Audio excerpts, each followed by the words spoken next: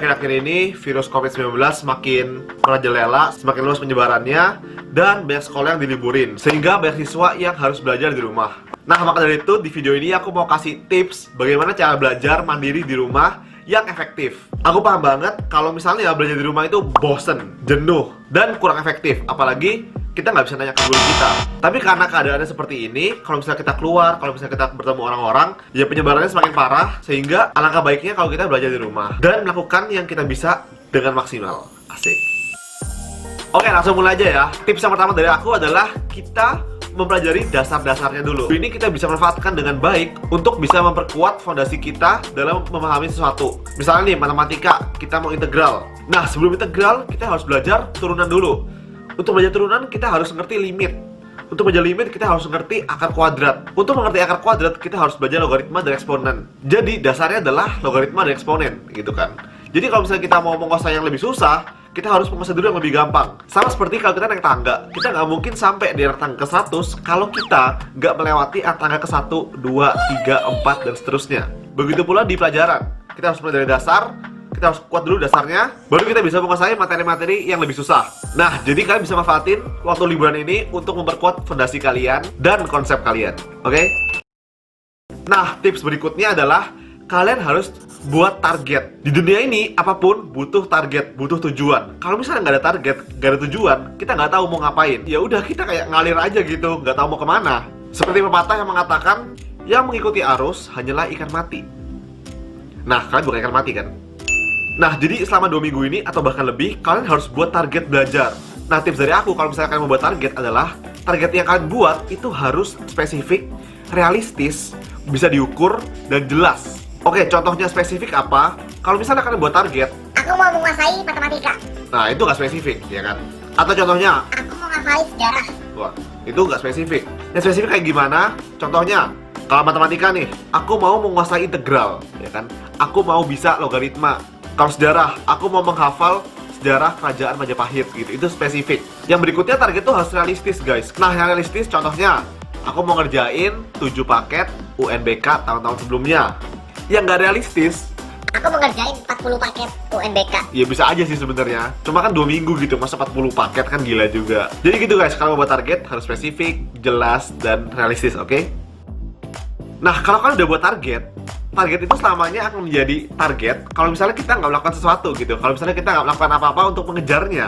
Sama seperti mimpi, sama seperti doi ya. Kalau kita suka sama doi, terus kita nggak ngapa-ngapain, ya doinya nggak ngerti gitu. Doinya nggak peka gitu. Kecuali doinya suka sama kita juga. Wow. Nah, jadi tips berikutnya adalah kalian harus bikin list belajar harian. Maksudnya apa? Jadi kalian catat nih, hari ini belajar apa, besok belajar apa, lusa belajar apa, dan seterusnya. Misalnya nih, target kalian, aku mau menguasai trigonometri. Nah, untuk mencapai target itu, aku bikin list harian. Hari ini, aku mau belajar dasar trigonometri dari buku atau nonton video Zenius.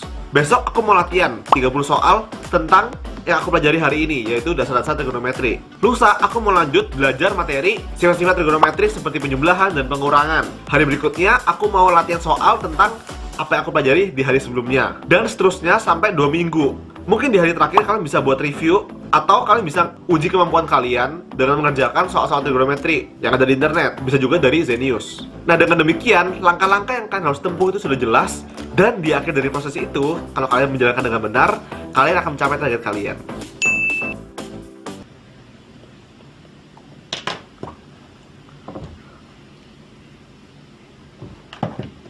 Oke, tips berikutnya yang gak kalah penting yaitu kalian harus mengurangi distraksi. Nah, ini salah satu yang paling susah, jujur aja. Karena kenapa? Karena kalau di sekolah, kita itu perasaannya itu kayak apa ya, lingkungannya itu edukatif gitu. Lingkungannya itu ketika guru mengajar, ya kita belajar. Tapi kalau cuma di rumah, bawaannya itu kayak pingin rebahan, leha-leha, ya kan? Kayak pingin, apa ya, gini-gini di kasur, terus gitu kan. Apalagi bisa sambil ngeliat YouTube, Twitter, main game, scroll timeline, nonton drakor.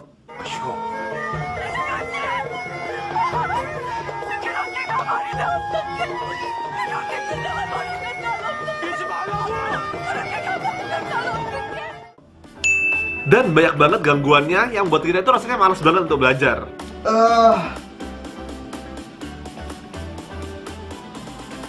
Nah, kalau kalian benar-benar mau belajar, kalian harus mengurangi semua itu dan menjauhkan semuanya itu ketika kalian lagi belajar. Kalau aku pribadi nih, aku itu paling nggak tahan untuk buka HP. Mungkin kalian juga banyaknya kayak gitu. Jadi gimana caranya? Jadi misalnya aku belajar di luar kamar, HP-nya aku tinggal di kamar, dan aku buat target atau buat perjanjian dengan diriku sendiri, aku nggak akan ke kamar atau aku nggak akan buka HP sampai 1 jam setelah aku belajar. Jadi selama aku belajar, aku bisa fokus banget. Dan sebenarnya guys, menurut riset, belajar yang fokus secara mendalam, itu namanya deep learning, selama 30 menit nih misalnya, itu jauh lebih maksimal hasilnya dibandingkan dengan belajar 10 menit, habis itu main game 10 menit, belajar 10 menit, main game 10 menit, belajar 10 menit lagi, main game 10 menit, meskipun totalnya sama. Jadi lebih baik kalian belajar 30 menit baru main game 30 menit daripada 10 menit, 10 menit, 10 menit, 10 menit, 10 menit, 10 menit. Nah, jadi untuk belajar efektif, kalian harus mengurangi distraksi dan kalian harus melakukan deep learning itu supaya hasilnya maksimal. Aku tahu susah, tapi kalian pasti bisa. Semangat!